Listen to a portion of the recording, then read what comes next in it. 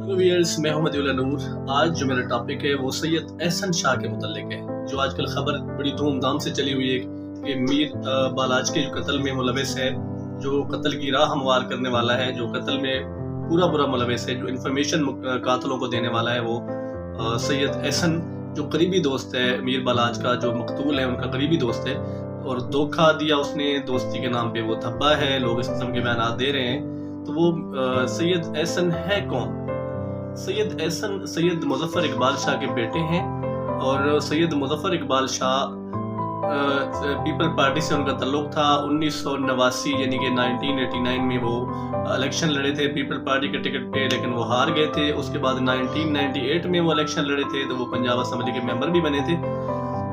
ज़ुल्फ़िकार अली भुट्टो से इनका ख़ानदान मुतासिर है। और ये ख़ुद सैयद एहसन शाह भी बताता है कि मैं ज़ुल्फ़िकार अली भुट्टो से उनसे मुतासिर हूँ, और बिलावल भुट्टो से 1-2 दफ़ा मुलाकातें भी ये कर चुके हैं।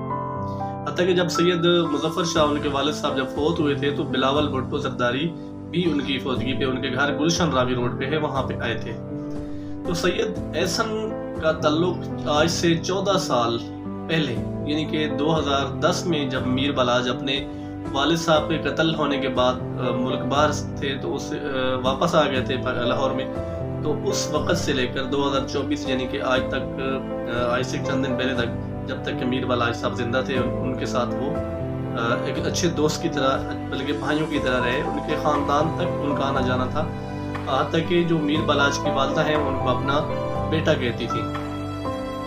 तो सुनने में ये आया कि उन्होंने कोई सुपारी ली थी और 5 करोड़ की कोई सुपारी ली है, और वो उम्रे पे गए थे, उम्रे पे गए हुए थे। वहाँ पे उन्होंने कोई इन्फॉर्मेशन दी थी उनको, सुहेल भट्ट नामी बंदे के ज़रिए से मीर बालाज के कातलों को, जो तैफी भट्ट हैं, उनको इन्फॉर्मेशन दी थी कि वो कहाँ पे हैं, और उसके बाद वो उनका कत्ल हुआ है। और इन्फॉर्मेशन वो खुद इस चीज़ से मामला लीक हुआ है जब वो खुद कह रहे थे कि भाई मैंने उनको वीडियो कॉल की थी और रोज़ा रसूल उनको दिखाया था। ये एहसन सैयद एहसन कह रहा है कि मैंने मीर बालाज को वीडियो कॉल की और मैंने उनको रोज़ा रसूल की ज़ियारत करवाई थी, और उसके बाद जनाब अली। तो लोग ये कह रहे हैं, जो तफ्तीशी अफसरान है या तफ्तीश, ये अनऑफिशियल बातें हैं, अभी तक ऑफिशियल बातें नहीं हैं। तो अनऑफिशियल बातों की मदद से हम यहाँ तक पहुँचे हैं कि लोग ये कह रहे हैं कि भाई जब उन्होंने वीडियो कॉल की तो तफ्तीशी अफसरान ये कह रहे हैं कि उस वीडियो कॉल के ज़रिए उन्होंने सैयद एहसन ने उसकी लोकेशन ट्रेस की, और उनके जो कातिल ग्रुप थे उनको उन्होंने लोकेशन फराहम की, और इस तरह उनको कत्ल हुआ।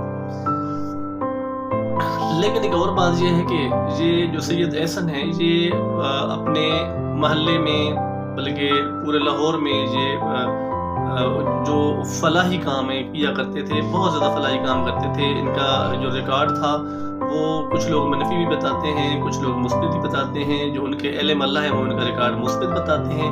अहले मल्ला ये कहते हैं कि ये तो इंतहाई अच्छे इंसान थे, कभी किसी के साथ बदतमीज़ी नहीं की, कभी किसी को गाली नहीं दी थी, और जो भी इनके घर में आता था, थाना कचहरी के मामलात होते थे या किसी किस्म के मामलात होते थे, वो लोगों की मदद करते थे। लोगों की शादियों पे, बेटियों की शादियों पे लोगों को जहेज़ तक की मदद करते थे। लोगों को जो लोग फंसे हुए थे, जिन लोगों के प्रॉपर्टी के काम फंसे होते थे, लेन देन के मामले में फंसे होते थे, उनकी मदद करते थे।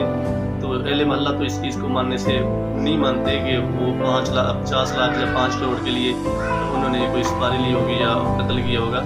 लेकिन जो अफवाहें हैं अभी तक आ रही हैं, जो सोशल मीडिया पे अफवाहें आ रही हैं, उनके मुताबिक ये साबित कर दिया गया है कि वो कातिल वही हैं, और उन्होंने 50 लाख एडवांस ले लिए थे और 5 करोड़ में उन्होंने सौदा किया था। और लोगों के मुताबिक एहसन शाह ने ये बात कबूल भी कर ली है।